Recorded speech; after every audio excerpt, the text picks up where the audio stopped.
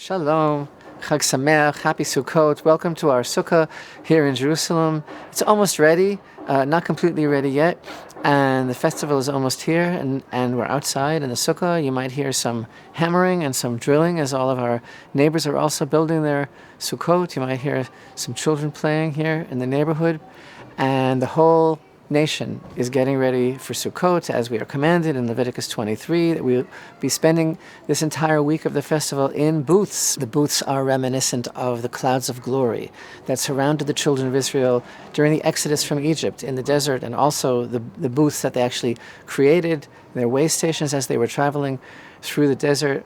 And the Sukkah is a very, very special and unusual mitzvah. It's one of the commandments that is associated with a surrounding light. There are some commandments that they create like an inner light, like inside of us, and there are some commandments that they create like a halo, like a surrounding light, an enveloping light. And one of them is the commandment of the Sukkah, because we enter into it with our entire body. And every moment that we are sitting in the Sukkah, we are engaged in the divine will, in fulfilling the commandment of sitting in the Sukkah. And it's a very beloved commandment. It's considered one of the most precious commandments. It's very easy to do. It's highly recommended. All you need to do is bang together a couple of walls, two walls and a little bit more of a third wall. And the covering is very important. It's called schach, and it's made from something that grows naturally, like branches of trees, palm branches, bamboo. There's all sorts of thatched mats that are woven with natural fibers that you can use. And sitting in the Sukkah during this week, being enveloped by this surrounding light, it's considered to be like being in the arms of the divine presence, like being in the hug, the embrace of the Shekhinah itself. And so we try to spend all of our time in the festival, in the Sukkah. It's just a magical experience, and everything that we would normally do in the house, eating and sleeping and conversing and reading and everything that we would normally be doing in the house, we do in the Sukkah all throughout the week. The Sukkah becomes like the permanent home. This temporary dwelling becomes the permanent home. And the experience of coming into the Sukkah after the whole wrenching period of Elul and the High Holy Days, Rosh Hashanah and Yom Kippur, and the judgment, will we be judged favorably, won't we be judged favorably, and the tshuva and everything, the experience of just coming into the Sukkah and being with Hashem during this time, at His invitation. And He commands us in the Torah that during Sukkot we shall be only joyful. The whole experience is just amazing, because it is like Hashem telling us, like, you're good. You did it. We're starting the year off fresh. We're starting the year off together in this relationship, very, very close, very intimate. We're like not ready to go back into the house yet. Like Hashem says, stay with me for this week. And the experience of being in the Sukkah strengthens us and it empowers us for the whole year. And like all of the commandments that we fulfill, the commandment of sitting in the Sukkah actually creates angels, creates positive forces that will accompany us throughout the year when we go back into the home. And so it's just a very, very remarkable experience. It is reminiscent of the clouds of glory and the booths that the children of Israel made for themselves in the Exodus from Egypt. And it's Hashem's invitation to be with Him this week. And this joy, it's a palpable joy that we feel of being with Hashem this week, of starting fresh and internalizing everything that we've been working on, what's called in Hebrew avodat pnim, inner work, or avodat hanefesh, soul work, all the soul work that we've been working on all throughout this intense period.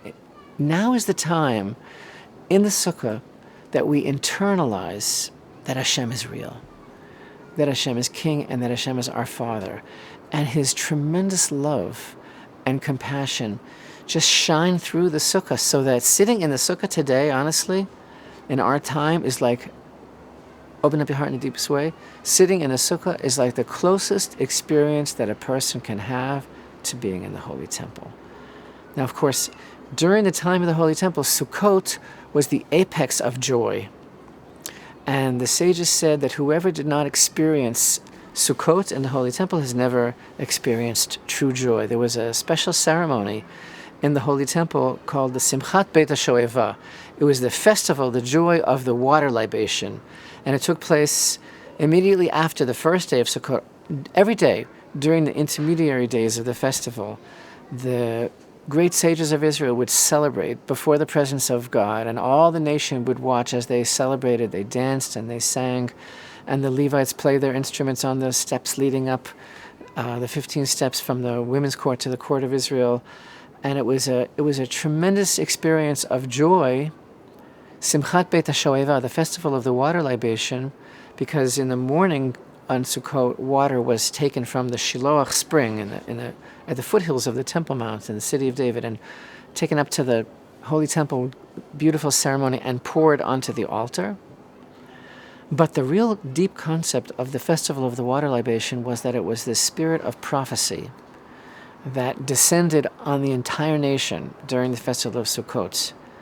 And in fact, the Jerusalem Talmud teaches us that the prophet Jonah was just a little boy, and he didn't go to prophet school. Actually, most of the prophets were trained rigorously in a special course for prophecy. But Jonah was a little boy, and he accompanied his father to the Holy Temple during Sukkot, and he attended the festival of the water libation. He was so overcome with joy that he received the spirit of prophecy. And that's what Sukkot is really all about. It's this feeling of tremendous joy, which is actually the essence of the festival. It's the idea of being in the Sukkah and being surrounded by Hashem's presence and feeling his embrace, even though the Sukkah is a temporary dwelling. And it's not the most solid kind of dwelling in the world. You know, the Schach lets the elements in. We can see the stars. It lets the wind in. It lets the rain in as well.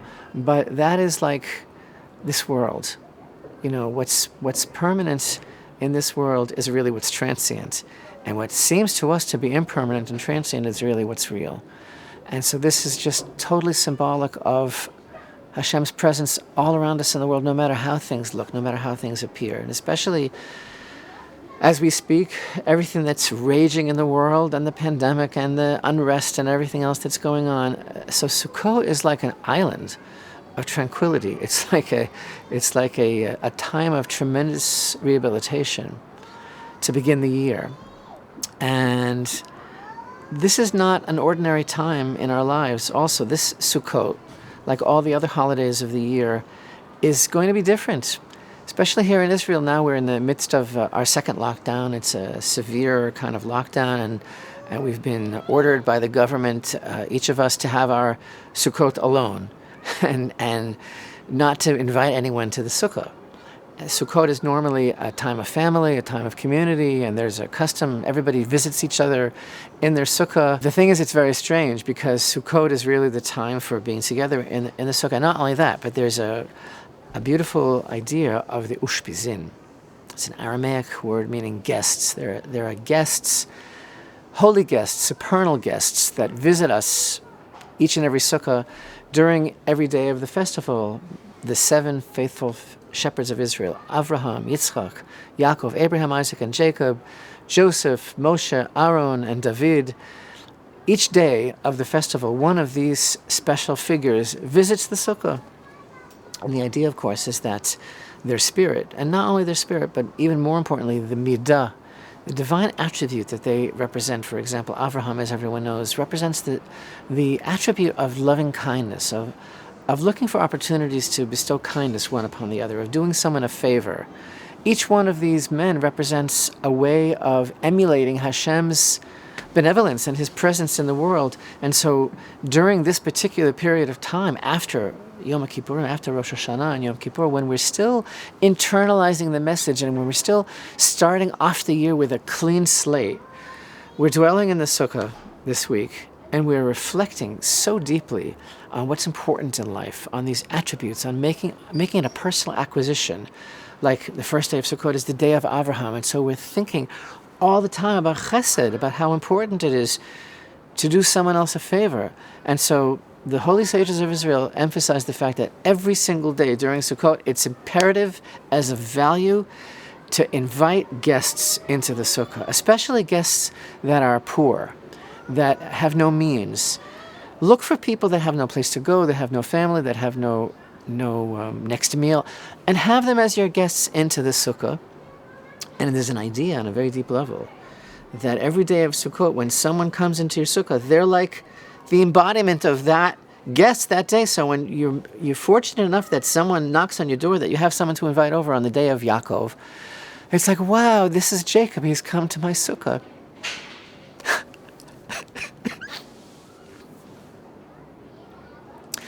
So now it's like very ironic. Like, no, the government says no. There's a fine. We're very worried about the pandemic. No, but there can't be any gatherings. Everybody has to be in their own sukkah, and you can't invite anybody in to your sukkah. So like, but what about the ushpizin? What about the holy guests? What about the whole idea of having someone in the sukkah every day? So like I said, it's a bit strange. Everything is a little bit different this year. And so the visitors who are the embodiments of the ushpizin, you're going to have to come. So I am like inviting you virtually to like be with us in the sukkah. You can invite us. We'll be with you in your sukkah, and we all have to make sure that we connect on the highest level, and that we are together in this Sukkot, emulating Hashem's divine attributes, internalizing the message, being together on Sukkot, and we'll have to make room for each other in the sukkah. And of course, there's a tremendous connection between all the nations of the world, all the righteous Gentiles in the world, and the festival of Sukkot. We see this from the offerings that are brought, the Musaf additional offering that is brought in the Holy Temple. Every day during Sukkot, the 70 bullocks that are brought over the course of the holiday are representative of the 70 primordial nations. There's a whole tikkun, there's a whole kind of rectification and elevation that's being done for the whole world during the festival of Sukkot. And of course, the prophet Zechariah in chapter 14 tells us that in the time of the Messianic redemption, all the nations of the world that are left over after the battle of Gog and Magog are going to be coming up to celebrate Sukkot in Jerusalem. And so it's all part of a tremendous plan for universal redemption. And Sukkot is so holy and so special for the whole world. And it's highly recommended that everyone builds a sukkah and stays there. And if we can't visit each other really this year, let's connect anyway. And the fact is that, Hashem has us exactly where He wants us. It's His invitation. And it's His command to be joyous. And He knows where each of us are needed and where each of us will be able to make the tikkun, the fixing that we need to make, to learn the lessons that we need to learn, to internalize the special message of Sukkot. And a week with Hashem in the sukkah can turn everything around, can change the whole world. So this is the most important time of the year right now, spending it with you in the sukkah, in the arms of Hashem, as it were, in the embrace of the sukkah. Let's not waste a moment of it. There will be no new Torah reading for another couple of weeks, until Shabbat, October 17th. I believe the 23rd of Tishrei is when we will be beginning the cycle again, when we're beginning with the book of Breshit. This Shabbat is the first day of Sukkot. There's a special Torah reading, which is Leviticus 23. The following Shabbat falls out on the festival of Shmini Atzeret, and that's when we also have a special Torah reading for the festival, and just begin on Simchat Torah to taste the book of Breshit a little bit. But on the following Shabbat, on October 17th, that will be Shabbat Breshit, when we'll be beginning the Torah reading of Breshit again. Hope to meet up with you again during the festival of Sukkot for another special lesson. So from our sukkah in Jerusalem to yours, wishing everyone a beautiful festival of Sukkot, only joyous, sitting in the divine presence, in the embrace of the sukkah. Chag Sameach. Please remember to hit the like button and subscribe to our channel. If you enjoy these presentations and benefit from these teachings, please consider helping Jerusalem Lights with your support. Only your support enables these broadcasts to continue and grow.